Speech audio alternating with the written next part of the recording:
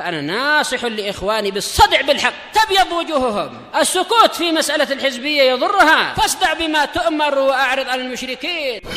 سلامي على دماج ورجالها والشيخ يحيى ودار العلم يا سعد بانيها.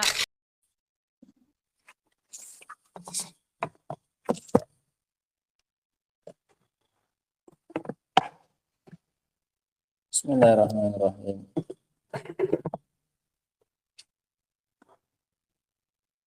Alhamdulillah wassalatu wassalamu ala Rasulillah wa ala alihi wa sahbihi wa man wala. Kita lanjutkan ya, kawan.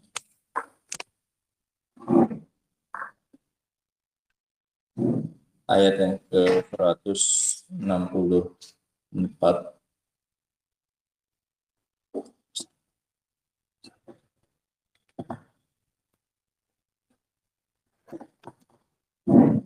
Ayat yang ke-164 dari surat Al-An'am, di mana Allah Subhanahu wa taala berfirman,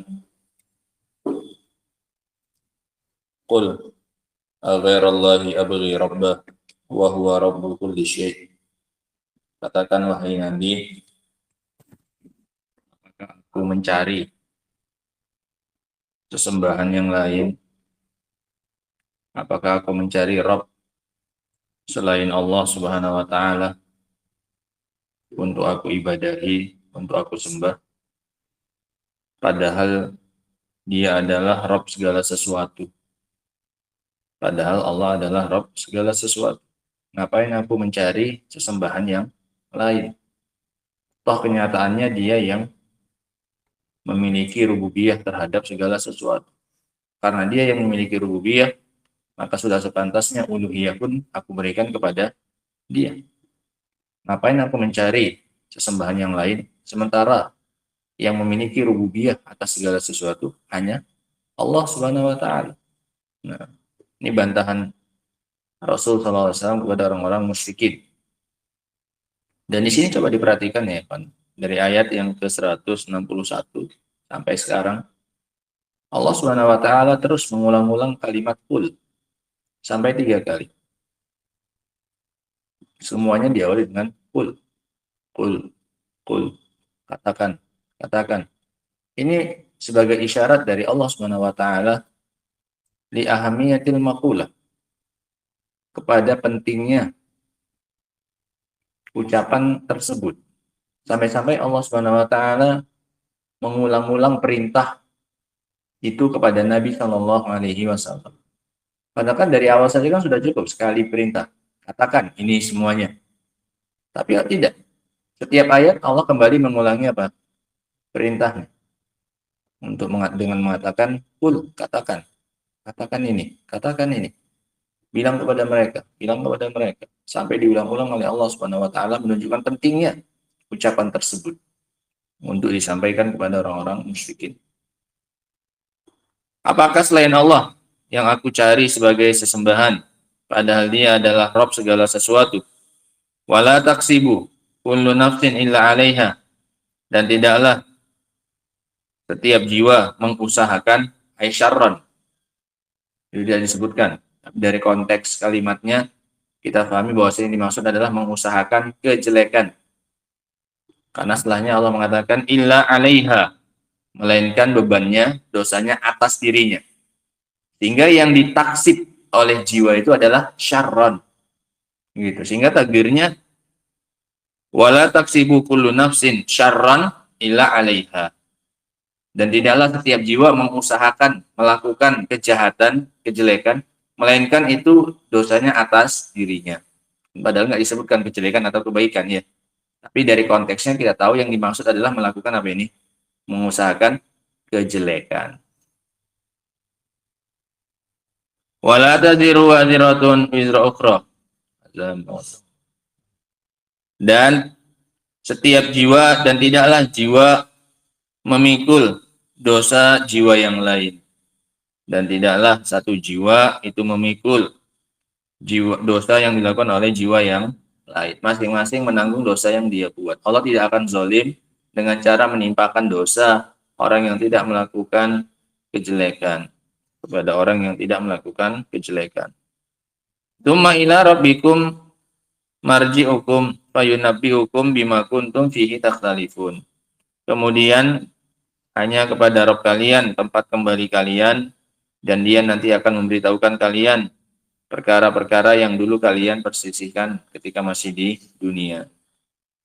Wa huwa alladzi ja'alakum khala'ifal ardi, dan Dialah juga yang telah menjadikan kalian sebagai para pemimpin, sebagai para khalifah di muka bumi. Wa rafa'a ba'dakum fawqa ba'din darajatin, dan Dia juga mengangkat sebagian kalian di atas sebagian yang lain beberapa derajat. Liyabluwakum fima atakum, untuk menguji kalian pada apa yang Dia berikan. Ketika yang diberi jabatan, yang dilebihkan kedudukannya oleh Allah Subhanahu wa taala, apakah merasa sombong, merasa bertindak sewenang-wenang kepada orang yang di bawahnya? Sebagai ujian kami angkat sebagian kalian di atas sebagian yang lain sebagai ujian. Inna rabbaka sari'ul iqab, sesungguhnya Rabbmu adalah zat yang maha cepat hukumannya. Wa innahu laghafurur rahim, dan Dia juga maha pengampun lagi maha penyayang. Qala Syekh Abdul Rahman As-Sa'di rahimahullah, qul aghairallah, katakan wahai Nabi, apakah selain Allah, minal makhlukin, dari kalangan para makhluk, abghi rabba, yang aku harapkan, yang aku cari sebagai Rabb, ai yahsunu dzalika, yang mana itu bagus bagiku, wa yaliku bi, dan apakah itu layak bagiku, an attakhidhu ghairahu murabbiyan wa mudabbirah, apakah bagus dan layak bagiku untuk menjadikan selain Allah sebagai pengaturku. Wallahu rabbu kulli syai', padahal Allah adalah zat yang mengatur dan memiliki, menguasai segala sesuatu. Fal khalqu kulluhum dakhiluna tahta rububiyyati, dan makhluk semuanya itu masuk ke dalam rububiyahnya Allah. Munqaduna li amrihi, tunduk kepada perintahnya Allah. Fata'ayyana alayya wa ala ghairi an yattakhidallaha rabbah, maka kalau begitu sudah wajib bagi saya dan juga bagi selain saya untuk menjadikan Allah hanya sebagai apa ini? Rabb. Hanya Allah yang pantas kalau begitu, karena Dia satu-satunya yang mengatur dan menguasai saya. Seluruh makhluk itu tunduk kepada perintahnya. Wa yarda bihi wa an la yata'allaqu bi ahadin minal marbubin al-fuqara al-ajizin, dan wajib bagi saya untuk ridho kepada Allah dan tidak bergantung dengan satu orang pun dari yang diatur. Kalau mau bergantung, bergantung sama yang mengatur katanya. Jangan bergantung sama yang diatur dan dikuasai, yang fakir, yang nggak mampu apa-apa. Al-fuqara al-ajizin. Tumaragaba warahaba bidzalik. Kemudian Allah mendorong dan mengancam untuk masalah ini. Masalah apa ini? Masalah menjadikan selain Allah sebagai apa? Sebagai Rabb. Allah dorong dan Allah ancam. Waragaba bidzalikal jaza' faqala. Dikasih balasannya. Wala taksibu kullu nafsin min khairin wa syarrin illa 'alaiha. Ini zahirnya lebih condong kepada syarr ini, ikhwan, sebagaimana yang disebutkan tadi. Namun dibawa kepada semuanya pun tidak masalah. Dan tidaklah setiap jiwa mengusahakan baik kebaikan maupun kejelekan illa 'alaiha, melainkan balasannya kembali kepada jiwa tersebut. Yang mendapatkan balasan dari apa yang dilakukan oleh suatu jiwa, baik kebaikan maupun kejelekan, itu adalah diri sendiri, jiwa itu sendiri. Kama qala ta'ala, sebagaimana yang dikatakan oleh Allah, man amila salihan fali nafsih wa man asa'a fa'alaiha. Barang siapa yang melakukan amal saleh, maka itu untuk dirinya, dan barang siapa yang melakukan kejelekan, maka atas dirinya hukumannya. Ini makanya tadi kita lebih condong mengatakan ini kejelekan. Perhatikan ayat itu yang dibawakan oleh beliau.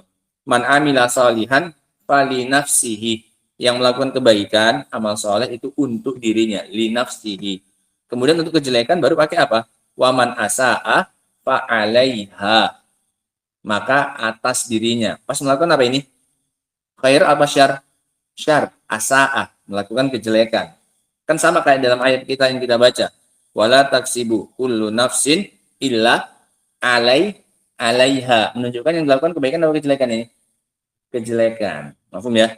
Tambah lagi yang setelahnya. Wala taziru waziratun wizra ukhra. Wizr itu artinya dosa. Nah, sehingga Konteksnya lebih kepada ancaman, bukan memberikan janji bagi orang yang berbuat baik sebenarnya di sini. Nah, karena konteksnya dalam konteks bantahan kepada orang-orang apa ini? Musyrikin yang menjadikan selain Allah sebagai apa ini? Sesembahan. Maka lebih cocok diancam daripada diiming-imingi kalau mereka mau beribadah kepada siapa? Allah Subhanahu wa taala semata. Nah,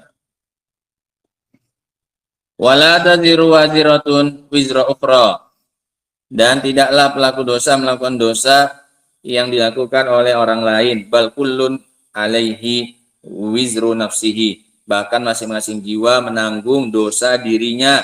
Wa in kanat ahadun qad tasabbaba fi dhalali ghairihi wa wizrihi fa inna alaihi wizru tasabbub. Meskipun ada orang lain yang kadang menjadi sebab atas sesatnya orang lain dan dosa orang lain, maka dia tetap menanggung dosa, tapi dosa apa? Tasabbub. Dosa sebagai penyebab, bukan dosa pelaku. Nah, maka dia juga tetap mendapatkan dosa menjadi sebab min ghairi an yanqusa min wizri al-mubashir syai'un, tanpa mengurangi dari dosa pelaku kejelekan itu langsung sedikit pun. Pelaku tetap dapat utuh dosanya. Yang menjadi sebab ini juga dapat apa? Dapat dosanya tanpa mengurangi pahala atau tanpa mengurangi dosa siapa? Pelaku. Yang pertama siapa? Penyebab. Yang satu apa? Pelakunya. Penyebab dapat dosa apa? Tasabbub namanya, dosa menjadi sebab. Dosa yang didapatkan ini tidak diambil, tidak dikurangi dari dosa pelaku kejahatan langsung, paham ya? Nah, sehingga masing-masing sempurna balasannya.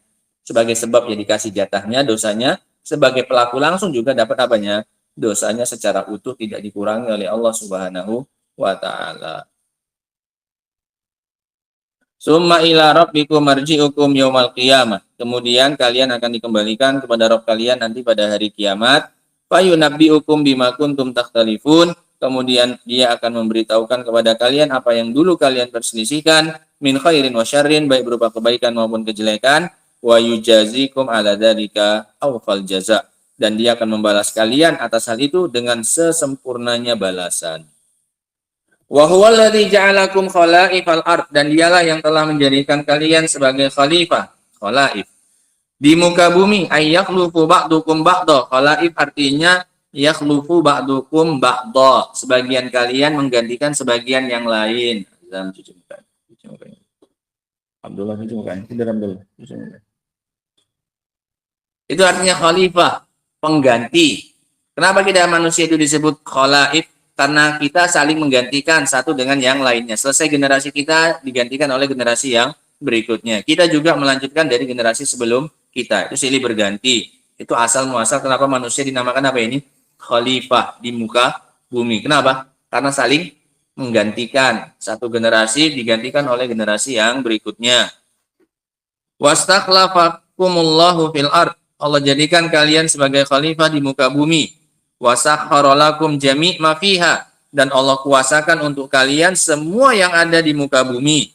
Wa batalakum, dan Allah uji kalian lian zura kaifa ta'malun. Allah uji kalian, Allah jadikan sebagai khalifah untuk menguji kalian bagaimana yang kalian lakukan di muka bumi, bagus ataukah jelek setelah dikasih kekuasaan untuk menguasai muka bumi ini. Wa rafa'a ba'dakum fawqa ba'din darajatin. Allah juga mengangkat sebagian kalian di atas sebagian yang lain beberapa derajat. Ada yang Allah lebihkan, ada yang jadikan di atas, ada orang yang Allah jadikan di bawah. Fil quwwah, dari sisi kekuatan berbeda-beda. Wal afiyah, dari sisi kesehatan. War rizqa, dari sisi rezeki. Wal khalq, dari sisi penciptaan fisik berbeda-beda. Wal khuluq, dan juga dari sisi apa? Akhlaknya. Ini makna wa rafa'a ba'dakum fawqa ba'din darajat. Karena Allah nggak menyebutkan dalam hal apa Allah angkat sebagian kita di atas sebagian yang lain. Maka mencakup umum. Dalam masalah rezeki, dalam masalah fisik, dalam masalah kesehatan, semuanya Allah beda-bedakan. Ada yang di atas, ada yang di bawah.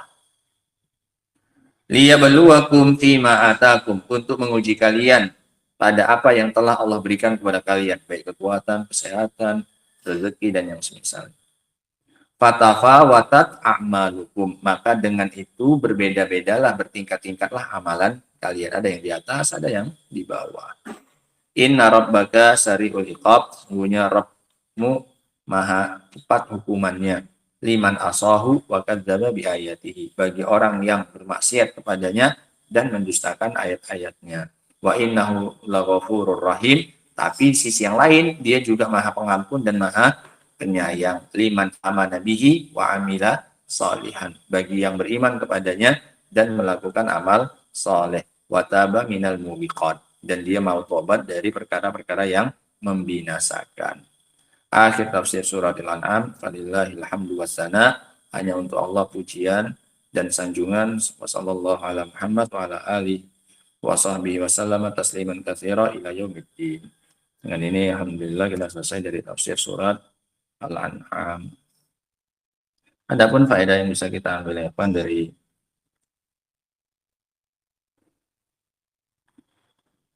dua ayat ini, ayat yang ke-164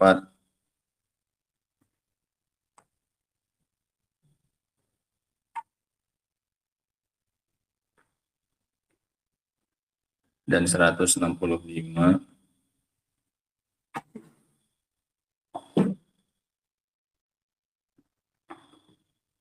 tanggal berapa? 16 Jumadil Akhirah.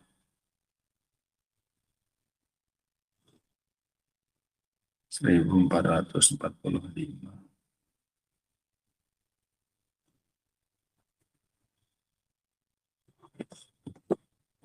Mulai pertamanya ada yang mengatur.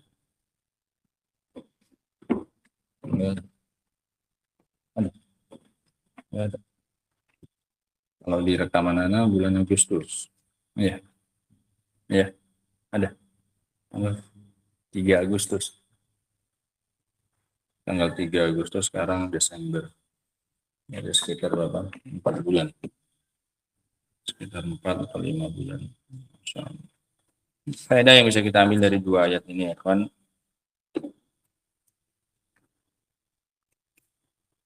Yang pertama adalah al-inkar alal musyrikin, da'watahum lahu an yattakhidha asnaman arbaban min dunillah. Pengingkaran Nabi SAW kepada orang-orang musyrikin.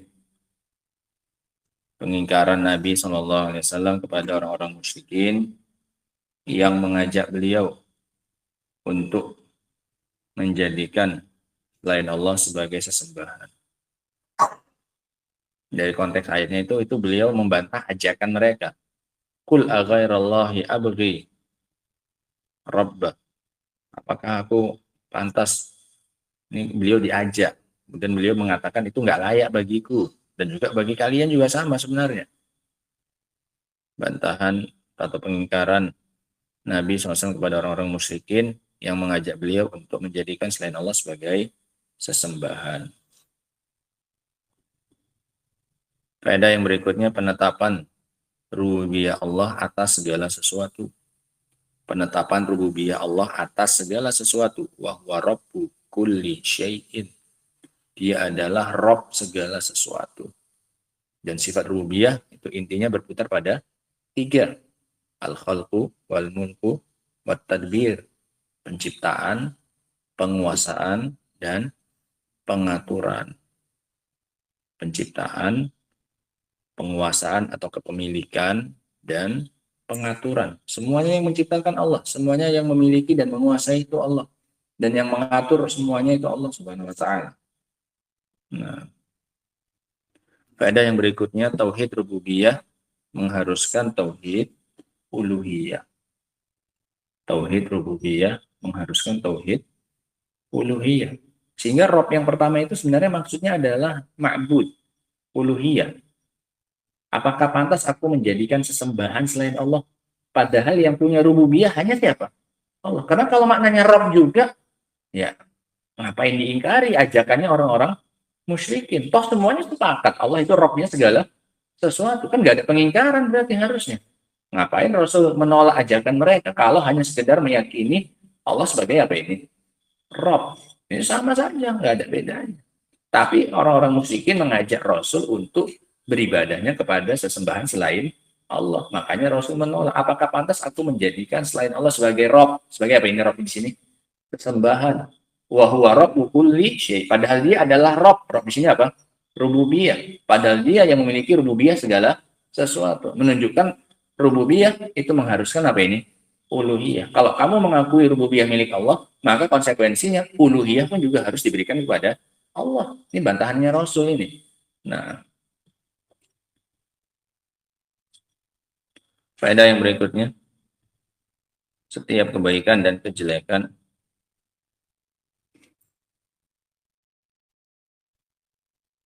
maka balasannya ditanggung oleh pelakunya. Setiap kebaikan, setiap jiwa yang melakukan kebaikan maupun kejelekan, maka jiwa itu sendiri yang menanggung akibatnya. Wala taksibu kullu nafsin illa 'alaiha. Tidaklah setiap jiwa melakukan usaha baik maupun jelek melainkan untuk dirinya sendiri. Melainkan kembali kepada jiwa itu sendiri balasannya. Wala taziru waziratun wizra ukhra. Faedah yang berikutnya, suatu jiwa tidak akan menanggung dosa yang dilakukan oleh jiwa yang lain. Suatu jiwa tidak akan menanggung dosa yang dilakukan oleh dosa orang lain.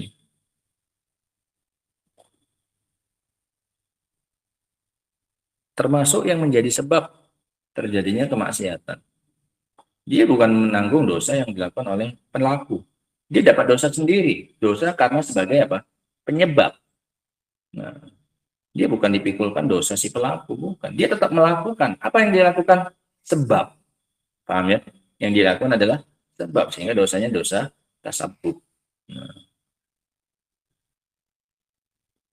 Faedah yang berikutnya, sempurnanya keadilan Allah Subhanahu wa taala. Sempurnanya keadilan Allah Subhanahu wa taala. Setiap pelaku dikasih balasan. Dan kepada yang melakukan, bukan kepada orang lain. Wala taksibu kullu nafsin illa 'alaiha.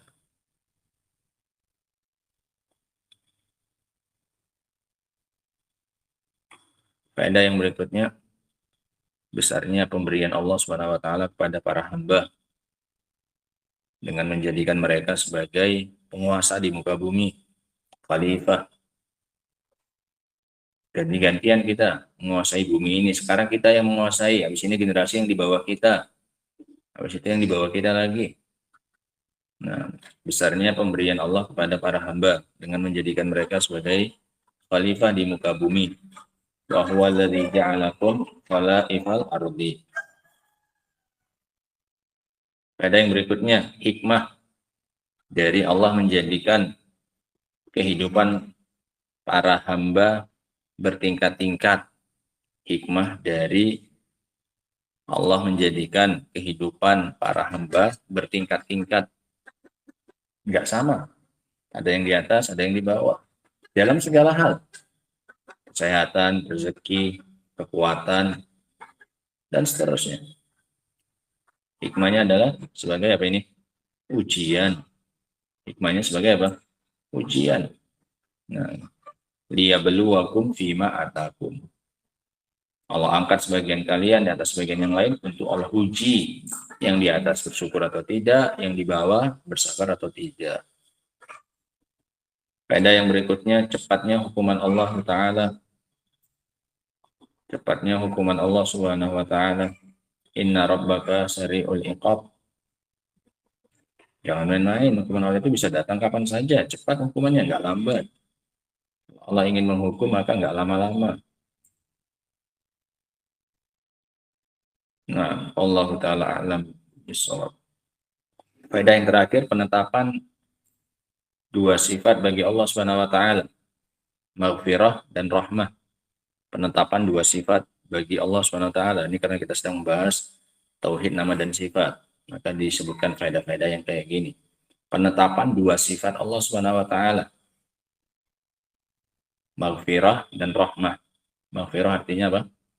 Pengampunan dan penutupan. Maghfirah itu dua maknanya. Penutupan dan pengampunan, ditutupi di dunia oleh Allah Subhanahu wa Ta'ala. Dari dosa-dosa kita itu banyak yang ditutupi oleh Allah supaya kita nggak malu di hadapan hamba yang lain. Kemudian di akhirat nanti diampuni, tidak dibalas oleh Allah Subhanahu wa taala. Itu maknanya apa? Maghfirah. Dari kata-kata ghafara, penutup. Mighfar itu penutup kepala ketika perang.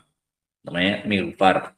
Sehingga maghfirah itu artinya ditutupi dosa kita di dunia. Kemudian di akhirat diampuni oleh Allah Subhanahu wa taala. Dan ini ada hikmah khusus ya. Kenapa didahulukan sifat pengampunan, baru setelah itu sifat apa ini? Rahmah. Ini min babi tahliyah qabla tahliyah. Pembersihan sebelum penghiasan. Didahulukannya, ini faedah bagus ya. Ini pernah disebutkan juga oleh beliau. Allah nggak sembarangan mendahulukan sifat maghfirah, baru setelah itu sifat apa ini? Rahmah. Ghafur, Rahim. Ini min babi tahliyah qabla tahliyah. Ini dalam rangka pembersihan sebelum penghiasan. Sehingga sebelum dihias, diperindah, dicantikkan, dibersihkan terlebih dahulu. Supaya nampak hasilnya. Kayak kalian mau ngecat, sebelum ngecat dinding, itu dindingnya diapain dulu? Dibersihkan dulu. Mau bikin taman, ya rumput-rumputnya dulu dibuangi, jangan langsung ditanam bunga. Supaya apa? Supaya penghiasannya lebih nampak, lebih sempurna. Makanya di sini didudukan dulu apa? Ghafur, baru apa? Rahim. Sehingga pas dapat rahmat, tempat ini sudah apa? Sudah bersih dari apa? Dari dosa. Paham ya? Ini luar biasa ini. Ini para ulama itu mencari hal yang kayak gini untuk menunjukkan kesempurnaan Allah Subhanahu wa taala. Masalah urutan saja pada. Kan dua-duanya sama-sama namanya Allah Subhanahu wa taala. Yang satu Ghafur, yang satu apa? Rahim. Ternyata ada rahasia di balik itu. Kenapa Allah mendahulukan apa ini? Ghafur baru apa? Rahim. Supaya sebelum dihiasi, tempatnya sudah apa ini? Bersih dulu. Baru kemudian nampak hasil apanya? Hasil penghiasannya itu. Sehingga tampak lebih sempurna. Supaya dibersihkan dulu tempatnya, baru dihias. Nah, ya kalau nggak bersih, apa yang mau dihias? Percuma.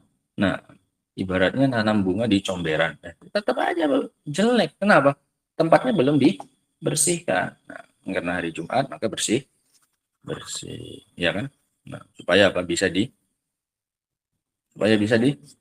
Nah, ini sadar supaya bisa dihias. Percuma mau dicantikkan, mau ditanami bunga pun lingkungannya apa?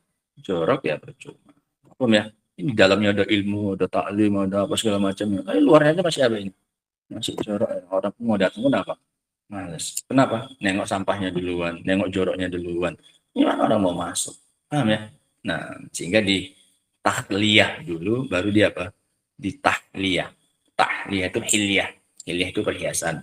Tahliyah itu khola atau tempat menyendiri, tempat yang jorok, dibersihkan, gitu. Dikosongkan. Tahliyah khola, tempat apa? Buang air itu kan tempat yang kosong, gitu, dibersihkan. Wallahu taala a'lam bishawab. Alhamdulillah. Subhanallah bihamdika asyhadu an la ilaha illa anta astaghfiruka wa atubu ilaik. Alhamdulillah rabbil alamin.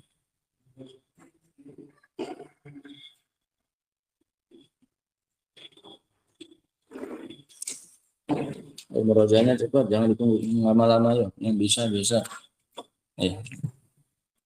Yang enggak langsung biar potong royongnya cepat. Mau makan mau apa. Persiapannya itu dari sebelum subuh. Siap subuh itu langsung tinggal siap setorkan. Bisa. Jangan dikasih waktu lama-lama ya, Pak. Yang kasih ini 5 menit aja. Suruh maju. Nah, wallahu a'lam bishawab.